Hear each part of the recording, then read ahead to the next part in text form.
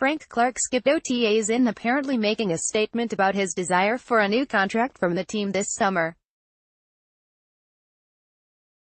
When Seahawks defensive end Frank Clark skipped the team's voluntary OTAs this month, he returned for mandatory minicamp. It was clear he was making a statement about his contract situation. And on Wednesday, the kind of contract he might want from the Seahawks likely became clearer when defensive end Danielle Hunter signed a 5-year extension with the Minnesota Vikings worth up to $78 million. The deal averages $14.4 million per year and, maybe more importantly, includes $40 million in guarantees and a $15 million signing bonus, according to ESPN and other media outlets. Seattle hasn't typically given 5-year contracts like Hunter's, more often adding 4 years to a current deal. But the average per year in guarantees could set a benchmark for what Clark will want from the Seahawks, considering the similarities between the players.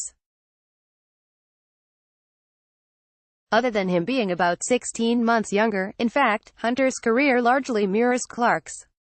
Hunter was selected in the 3rd round of the 2015 NFL Draft, number 88 overall out of LSU. Clark was taken in the 2nd at No. 63 out of Michigan, and has 25.5 sacks in 3 seasons. Clark has 22. Like Clark, Hunter was entering the final year of his initial 4-year rookie contract, the time when extensions for players considered key pieces of a team's future are often signed. Hunter jumped out of the gate a little quicker with 6 and 12.5 sacks in his first 2 seasons before notching 7 last season. Clark had 3 as a rookie before recording 10 and 9 the past 2 seasons. The two have had similar snap counts as well, with Hunter at 323, 682 and 740 and Clark at 392, 600 and 772, respectively. As ESPN's Dan Graziano noted, some other defensive ends are also likely to get extensions soon, including Houston's Jadeveon Clowney and Oakland's Khalil Mack.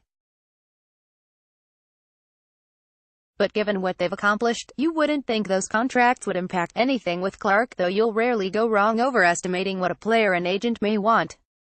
Clark is one of several players who could receive an extension from the Seahawks before the 2018 season. Free safety Earl Thomas is the most notable, though there's no thought that anything is in the works, and a training camp holdout could be imminent. Left tackle Dwayne Brown is also thought to be a priority, though Brown said during minicamp he had no talks with the team. The Seahawks could also extend receiver Tyler Lockett, who like Clark was drafted in 2015 and is entering the final year of his rookie contract, and maybe cornerback Justin Coleman, who is playing this season on a 1-year, restricted free agent tender.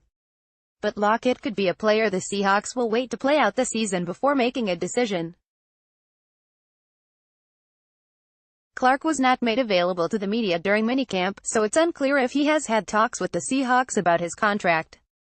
But Clark could be considered as vital to the team's future as any of those, especially with the Seahawks' influx on the defensive line after the trade of Michael Bennett, the waiving of injured veteran Cliff Avril and the loss of Sheldon Richardson to free agency.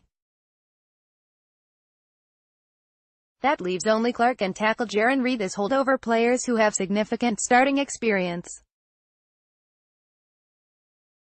The end pass rush position appears particularly vulnerable, with Seattle having signed former first-round washout Barkevious Mingo to be a strong side linebacker, rush end, and giving significant reps with the starting unit during minicamp to 6th-round pick Jacob Martin, with Clark resting a hamstring injury and Dion Jordan also out after having had a recent cleanup knee surgery. Though the hamstring injury meant Clark didn't do a lot during minicamp and would have been limited in OTAs, Coach Pete Carroll acknowledged that Clark's OTA absence was related to his contract. Asked if Clark sat out OTAs due to the hamstring injury, Carroll said, "Well, that's part of it. Clark's selection in 2015 garnered a fair share of discussion because he had been kicked off the team at Michigan in his final season in 2014 due to a domestic violence arrest, which was later pleaded down to disorderly conduct." Clark has been a steady presence on the field for Seattle since then, missing just 2 games, including playing all 16 last season despite battling nagging injuries that included a mid-season hamstring issue. If Clark were to receive a contract of worth around $14 million a year, it would make him the second highest paid Seahawk in terms of average per year behind the $21.9 million for quarterback Russell Wilson.